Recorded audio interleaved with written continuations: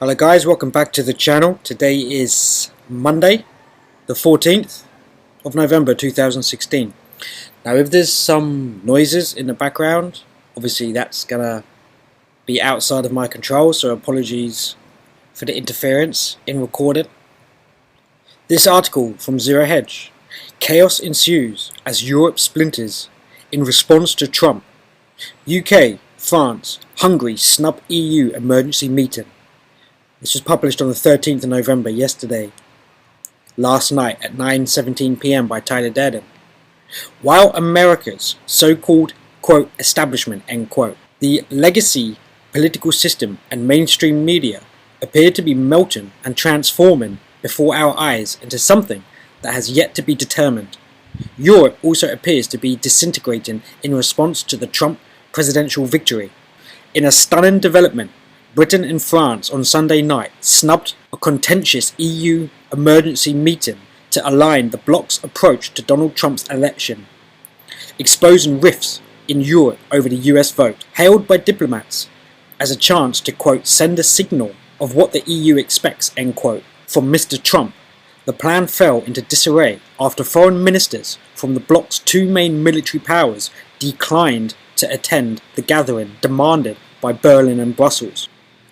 The meeting, which comes as Trump appointed his key deputies, choosing the more moderate establishment figure, RNC chairman Reince Priebus, to be his chief of staff, over campaign chairman Stephen Bannon, who becomes chief strategist and counsellor, was supposed to create a framework for Europe in how to deal with, quote, Trump threat, end quote, as Europe itself faces an uphill climb of continuous, potentially game-changing elections over the coming few months, as we described last week in, quote, European politicians terrified by horror scenario after Brexit, Trump, end quote. Instead, the split in Europe highlights the difficulties, quote, European capitals face in coordinating a response to Mr. Trump, who has questioned the US commitments to NATO and free trade and hinted at seeking a rapprochement with Russian President Vladimir Putin, much to the amusement of famous Eurosceptic Nigel Farage, who was the first foreign political leader to meet with Donald Trump at the Trump Tower over the weekend. Trump's move infuriated members of Europe's Freying core, with Carl Bildt, the former Swedish Prime Minister, tweeting, quote, if Trump wanted to look statesmanlike to Europe, receiving Farage was probably the worst thing he could have done, end quote, which is obviously something an establishment person would say. As the FT adds, British Foreign Secretary Boris Johnson dropped out of the Brussels meeting, with officials arguing that it created an air of panic, while French Foreign Minister Jean-Marc Ayrault opted to stay in Paris to meet the new UN Secretary General. Hungary's Foreign Minister boycotted the meeting, labelling the response from some EU leaders as, quote, hysterical, end quote. Johnson's refusal to attend will add to an already difficult relationship with his German counterpart, Frank-Walter Steinmeier, who has told colleagues that if he cannot bear to be in the same room as the British Foreign Secretary, who has told colleagues that he cannot bear to stay in the same room as the British Foreign Secretary. In short, total chaos. Ironically, the German Foreign Minister has wanted to demonstrate that the EU is capable of rapid response when it came to foreign policy. Instead, the disarray highlighted a familiar problem for Berlin. According to diplomats, quote, when the EU's most powerful country wants to lead, another member state doesn't necessarily follow, end quote, said one EU diplomat. But the German Foreign Minister put a brave face on events, saying on Sunday, quote, it's good that the EU meets to look into the consequences of the election of Donald Trump for Europe, end quote.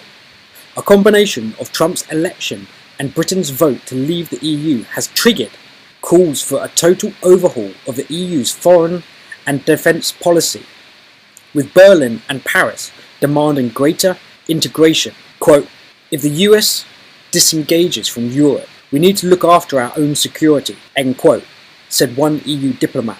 Those ministers who do attend the meeting will discuss plans such as bolstering the EU's ambition to mount joint operations during a scheduled meeting on Monday, which Mr. Johnson and Mr. Ayoul will attend. Elsewhere, as reported yesterday, NATO Chief Jens Stoltenberg warned both the US and its European partners against, quote, going it alone, end quote, on defence matters. Paris and Berlin had been coordinating their response to Mr. Trump's election, while London has jock-eyed to maintain its position as the US's main European ally. The French President and German Chancellor spoke before releasing two separate guarded welcomes to the President-elect last week. Meanwhile, other European leaders have openly criticised the incoming President. European Commissioner President Jean-Claude Juncker last week accused Mr. Trump of ignorance. Quote, "We must teach the President-elect what Europe is and how it works. I believe we have 2 years of wasted time while Mr. Trump tours the world he doesn't know," end quote. But the most concerned of all will likely be Italy's Prime Minister, Matteo Renzi, who, as explained on various occasions, and as Bloomberg writes, is, quote, next in the crosshairs for anti-establishment wave, end quote. Of course, with the US finding itself in a state of post-presidential election shock, it is only reasonable that Europe's own establishment forces are next. And this time, the impact will be far closer to the core, slamming first Italy, then France, the Netherlands, and ultimately perhaps Germany itself. So we know that the 100 will be initiating huge disintegrations of current laws and practices that have been set up by the current and former presidents. There's talk where he will be removing the agreements with NATO and military forces, obviously within Europe, and the constant pressure towards, obviously, the Russian borders. He's coming out and saying he wants the military to create a 30-day war plan to eradicate ISIS. So it'll be interesting to see what actually comes from that, because obviously we know it's funded from Saudi and is linked via the Clinton and Bush family. But just because Donald Trump has won the election doesn't mean the current system of establishment is going to just lay down. We already know that there is huge preemptive riots taking place throughout America as a retaliation, and these are paid strikes. These are paid by the Soros Foundation.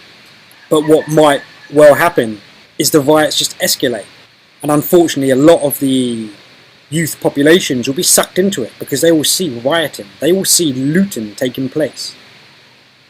And it's like what happened in the London riots. It starts over a very small situation, someone being killed, and it turns into millions and millions of dollars worth of damage. Theft, which affects the businesses of a lot of local people. Very rarely does it actually affect the establishment. So it really comes down to people having to be aware of what it is that is happening inside of their country.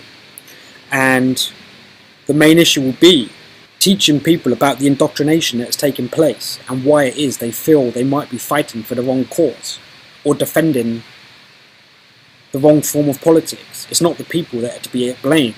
It's the multi-decade of brainwashing that has taken place.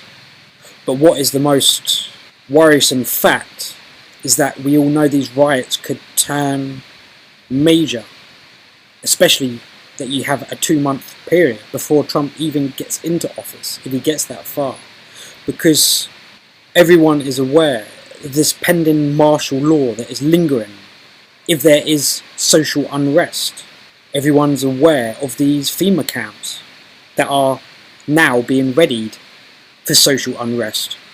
And the only thing is, when you control every system, every financial structure inside of a nation, and somehow that power is being lost, they're not just going to lay down and take the loss. So it's going to be the people's responsibility to enforce that their electee gets into office. You will see huge clampdowns occurring throughout the United States during the next 2 months, all accumulating to the prevention of Trump taking office. And I'll leave that there, guys. Thanks so much for watching. Please do subscribe if you haven't. Please share this. And give it a thumbs up and leave your comments if you have any. See you in the next one.